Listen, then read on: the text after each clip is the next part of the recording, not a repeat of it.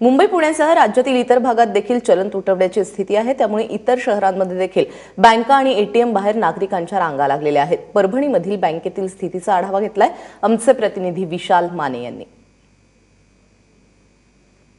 केंद्र सरकारने 1000 आणि 500 रुपयांच्या नोटाबंदीचा घेतलेला निर्णय आज तब्बल 22 दिवस झालेत, परंतु आजही बाजारामध्ये मोठ्या प्रमाणात चलन तुटवडा आहे।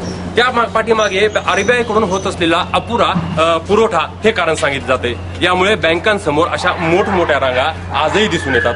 त्यात आज भर पडली आहे। आज आहे 1 तारीख।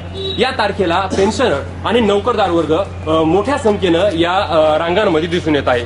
आपली पगार उचलण्यासाठी या ठिकाणी हा नोकरदार वर्ग मोठ्या प्रमाणात जमा झाला आहे। यामुळे एकूणच बँकिंग व्यवस्थेवर मोठा ताण आला आहे।